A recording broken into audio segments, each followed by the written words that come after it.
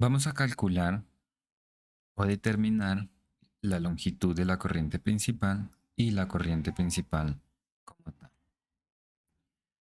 Bueno, para eso necesitamos en principio identificar visualmente, teniendo un buen criterio de análisis, cuál sería la corriente más larga y la corriente más importante de toda nuestra cuenca.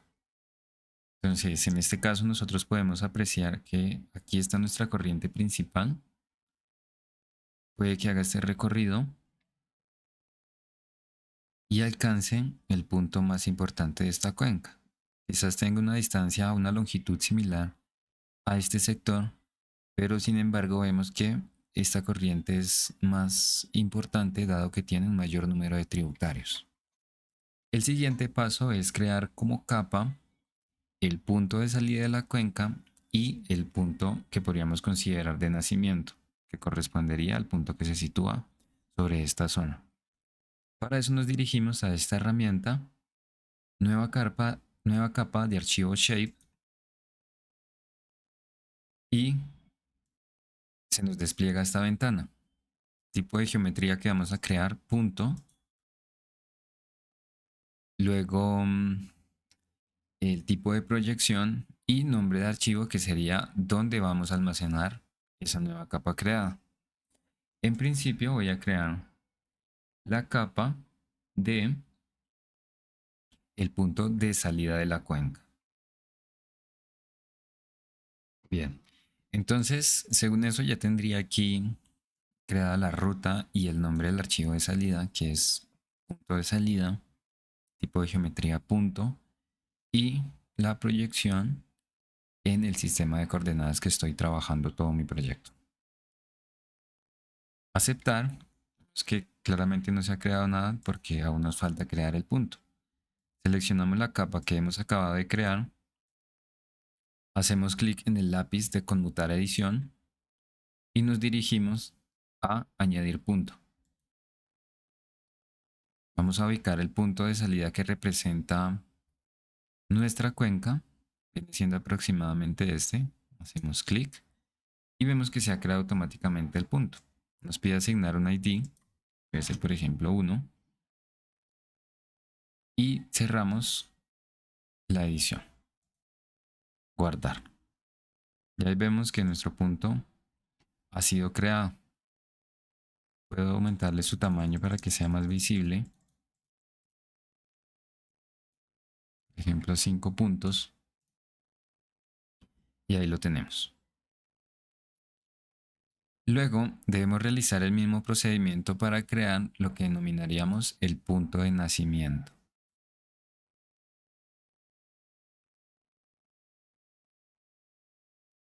Vamos a nueva capa de archivo Shape,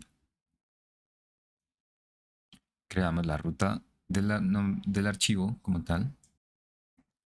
Esta es mi ruta, que almacena como punto de nacimiento, tipo de geometría punto, y utilizamos el sistema de referencia de coordenadas. Muy bien. Ahora vamos a crear nuestro punto. Vamos a conmutar edición. Luego añadir punto. Y situamos el punto sobre lo que consideramos el nacimiento de nuestra cuenca. Había mencionado inicialmente que este podría ser el punto de nacimiento dado que vemos que tiene una mayor densidad de corrientes o mayor número de afluentes. Sin embargo, también sería adecuado tomar en consideración la altitud de la cuenca. Comúnmente uno reconoce como el nacimiento el punto o la parte más alta de la cuenca. Luego, si analizamos el fondo que tenemos nosotros, que es el mapa de sombras, nos damos cuenta que hay una mayor intensidad hacia esta zona, lo cual a su vez está asociado a una mayor altitud, por lo cual podríamos decir que esta zona predomina sobre la inferior para la ubicación del punto de nacimiento. O sea, nuestro punto de nacimiento vendría siendo de una manera más correcta este. Nos solicita un ID, puede ser por ejemplo 2, y vemos que ya queda creado nuestro punto. Vamos a guardar cambios en la capa, apagamos la edición, podemos editar la forma del punto para que se vea más. 5 puntos, aunque quizás es mucho. Y ahí vemos ya los dos puntos, el punto de salida y el punto de nacimiento. El siguiente paso es utilizar esta herramienta. Esta herramienta la encontramos dentro del paquete de herramientas Grass, Vector, y luego está b.net.distance. ¿Qué hace esta herramienta? Nos dice que calcula la distancia más corta a través de la red entre los conjuntos de características dados. Las opciones de configuración en sí son sencillas. Vamos a utilizar 3 capas. Primero, vamos a utilizar la capa de corrientes. En este caso sería la última que creamos, que es corrientes disueltas. O sea, una capa en la cual todos los elementos contenidos hacen parte de un único elemento. El vector en donde se presentan los puntos, o la capa vectorial de puntos, entonces vamos a estimarlo desde el punto de nacimiento hasta el punto de salida.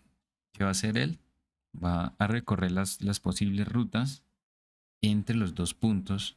En este caso, como se trata de una red de corrientes hídricas, es una sola, y crea un vector sobre ese trazado.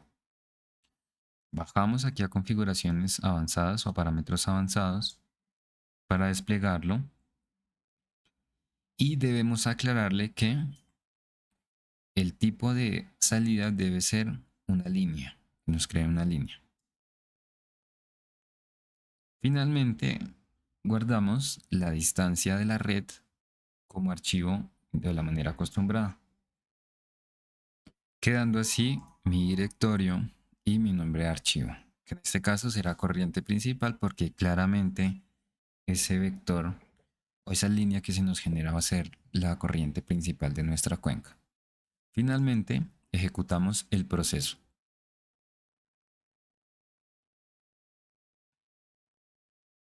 Esperamos todo el proceso, los resultados. Cerrar. Y vamos a encontrar que se nos ha creado esta nueva línea.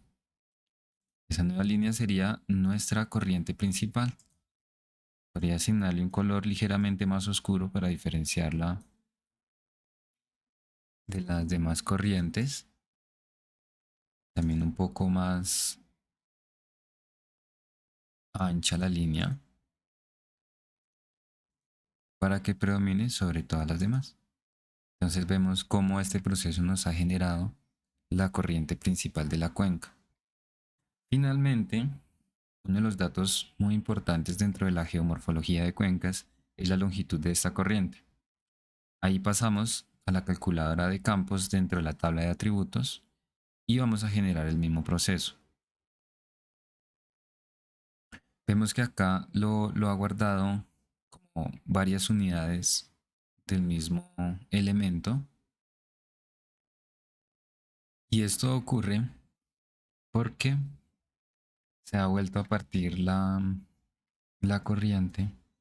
Si uno selecciona una parte, se puede apreciar, se ha vuelto a partir para cada cambio de dirección. Entonces cada cambio de dirección supone un nuevo elemento que está representado en esa tabla de atributos. ¿Qué podríamos hacer entonces? Bueno, básicamente el proceso que se puede utilizar es volver a disolver esa capa vectorial con las herramientas de geoproceso, disolver, tomamos la corriente principal y la vamos a guardar como una corriente disuelta. Ejecutamos el proceso y listo. Tenemos la nueva corriente principal ya disuelta, que contiene un único elemento correspondiente a la corriente principal. Aquí la tenemos nosotros. Aparecen unos valores aparentemente ya calculados. Bueno, los vamos a obviar y seguiremos con el proceso para calcular los campos. Entonces, el primer campo de salida será, lo voy a llamar L, la longitud de la corriente principal en metros. Tipo del campo de salida, número decimal. No especificamos la precisión ni la longitud del campo de salida y estimamos la longitud. Aceptar y vemos que se nos ha calculado la longitud de la corriente principal. Tiene un valor similar al que se nos presenta acá. Muy probablemente corresponda a una longitud total entre los dos puntos siguiendo esa corriente. Ahora podemos proceder a calcular ese campo también, pero en unidades de kilómetros lineales. Longitud de la corriente principal en kilómetros, tipo del campo de salida, número decimal, especificamos características, buscamos longitud y aplicamos el factor de conversión a kilómetros. Aceptar y vemos que aquí está nuestra longitud de la corriente principal, que es aproximadamente 10.67 kilómetros o bien 10.669 metros lineales. Listo, básicamente ese es el proceso. Guardamos los cambios, desactivamos la edición y ya queda nuestra cuenca con su longitud de corriente principal almacenada como una capa independiente. Nuevamente podemos resaltarla para que se aprecie mejor. Listo, entonces ahí se ve su predominancia como corriente principal sobre la totalidad de corrientes que posee la cuenca. Gracias.